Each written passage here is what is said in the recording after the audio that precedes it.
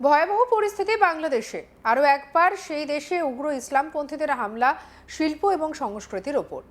এবার বাংলাদেশের জনপ্রিয় শিল্পী রকস্টার জেমসের ফরিদপুরের কনসার্টে হামলা হয়েছে বলে জানা যাচ্ছে। তাদের মূল দাবি ছিল কোনো ধরনের সঙ্গীত অনুষ্ঠান বা সাংস্কৃতিক অনুষ্ঠান করা যাবে না। হামলাকারীরা অনুষ্ঠান বাতিলের জন্য ইট পাটকেলও ছোড়ে, যার ফলে অন্তত 20 জন আহত হন। আর এই 20 জনের মধ্যে অধিকাংশই পড়ুয়া। এমন পরিস্থিতিতে শেষমেশ বাতিল করে দেওয়া হয় কনসার্ট। দেখুন সেই বিশৃঙ্খলাময় পরিস্থিতি।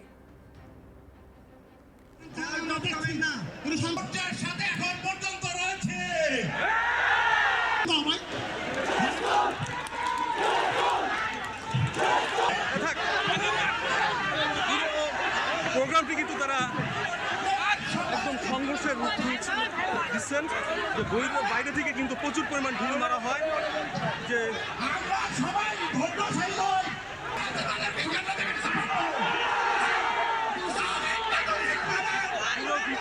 এই মুহূর্তে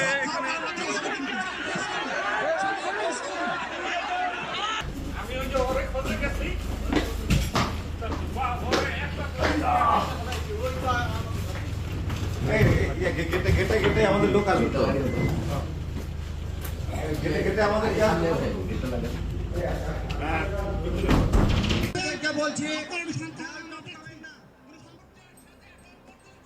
ফরিদপুর জেলা স্কুলের 185তম বর্ষপূর্তি অনুষ্ঠান ছিল, আর সেই কারণে আয়োজন করা হয়েছিল অনুষ্ঠানে। জনপ্রিয় রকস্টার জেমস ব্যান্ডের পারফর্ম করার কথা ছিল শেষে, তবে কিছু বহিরাগত চরমপন্থী ইসলামীরা এই অনুষ্ঠান বাতিল করে দেওয়া দাবি জানায়। তারা হামলা চালায় অনুষ্ঠানে, ছোড়া হয় ইট, যার ফলে কনসার্ট বাতিল করতে বাধ্য হন উদ্যোক্তারা। তবে অল্পের জন্য রক্ষা পান জেমস।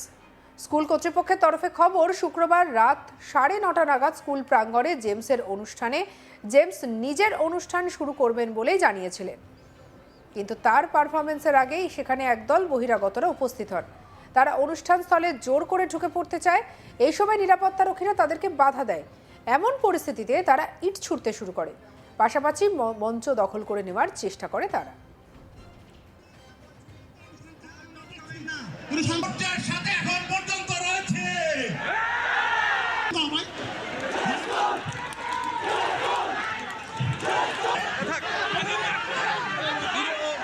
প্রোগ্রামটি কিন্তু তারা একদম সংঘর্ষের রূপ দিচ্ছেন। যে বাইরে থেকে কিন্তু প্রচুর পরিমাণ ঢিল মারা হয়। যে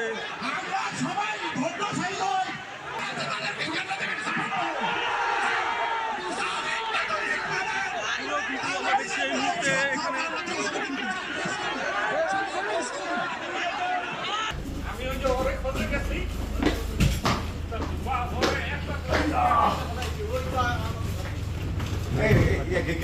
গেটে আমাদের লোক আসবে তো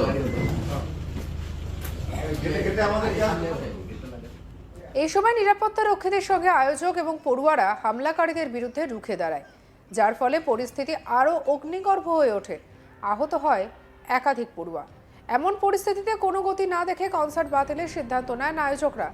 আয়োজক কমিটির আহ্বায়ক ডক্টর মোস্তাফিজুর রহমান রাত 10টা নাগাদ এই অনুষ্ঠান বাতিলের সিদ্ধান্ত ঘোষণা করেন। মূলত আইন শৃঙ্খলার বজায় রাখার স্বার্থেই এই সিদ্ধান্ত তিনি নিয়েছেন বলে জানা গিয়েছে। এই অশান্তি নিয়ে মুখ খুলেছেন আয়োজকরা। তাদের পক্ষ থেকে পাবলিসিটি এবং মিডিয়া সাব কমিটির কনভেনার রাজিবুল হাসান খান সমকালকে জানান, এই অনুষ্ঠান আয়োজনের সব রকমের ব্যবস্থাই করা ছিল, তবে কারা এই হামলা করেছে এবং কেন করেছে সেটাই বোঝা যাচ্ছে না। ইটের আঘাতে 15 থেকে 20 জন পড়ুয়া আহত হয়েছে। তিনি আরও জানান, জেলা আধিকারিকরাই তাদের কনসার্ট বন্ধ করার পরামর্শ দিয়েছেন। পরিস্থিতি নিয়ন্ত্রণে রাখার জন্যই এমন পদক্ষেপ নেওয়া হয়।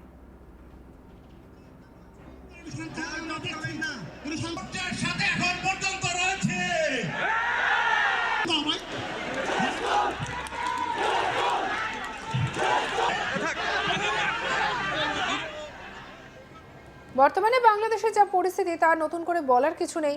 বর্তমান বাংলাদেশে বেড়েছে মৌলবাদীদের দৌরাত্ম্য। ফের একবার অশান্ত বাংলাদেশ।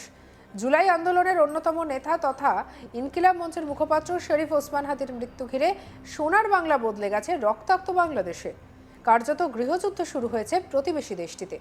অগস্ট 2024-এর আন্দোলনের অন্যতম মুখ ওসমান হাদির মৃত্যু ঘিরে হিংসা ছড়িয়ে পড়েছে বাংলাদেশে।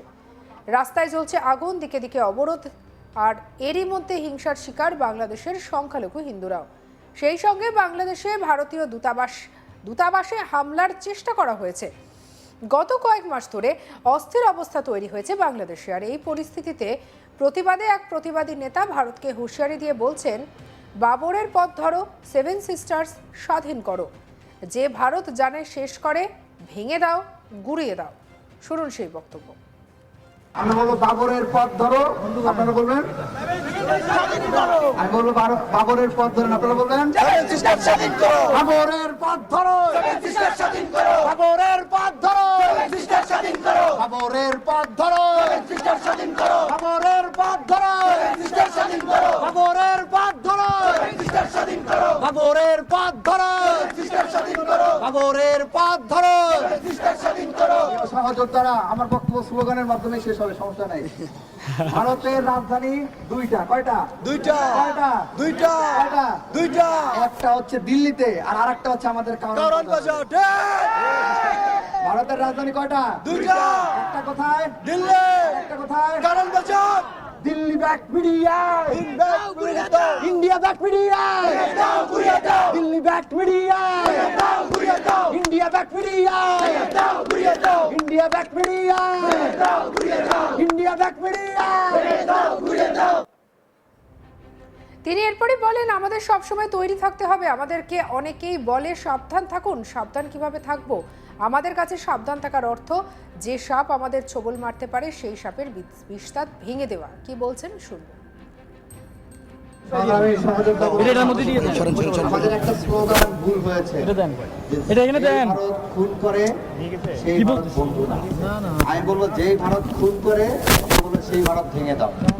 যেই ভারত খুন করে, সেই ভারত ভেঙে দাও। যেই ভারত মানুষ মারে, সেই ভারত ভেঙে দাও। যেই ভারত খুন করে, সেই ভারত ভেঙে দাও। যেই ভারত খুনি পালে, সেই ভারত ভেঙে দাও। যেই ভারত খুনি পালে, সেই ভারত ভেঙে দাও। যেই ভারত হাসিনা পালে, সেই ভারত ভেঙে দাও। যেই ভারত হাসিনা পালে, সেই ভারত ভেঙে দাও। যেই ভারত কসাই পালে, সেই ভারত ভেঙে দাও। যেই ভারত জঙ্গি পালে, সেই ভারত ভেঙে দাও। যেই ভারত জঙ্গি পালে, সেই ভারত ভেঙে দাও। দিল্লি না ঢাকা, ঢাকা, দিল্লি না ঢাকা, ঢাকা, ঢাকা। গোলামি না আজাদি, আজাদি, আজাদি। গোলামি না আজাদি, আজাদি, আজাদি। গোলামি না আজাদি, আজাদি, আজাদি।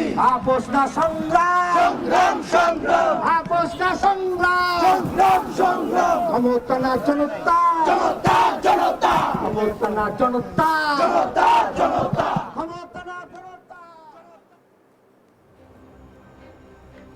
সঙ্গে রাখুন আজ তাক বাংলার ইউটিউব চ্যানেলকে। লাইক, কমেন্ট, শেয়ার, সাবস্ক্রাইব করতে ভুলবেন না।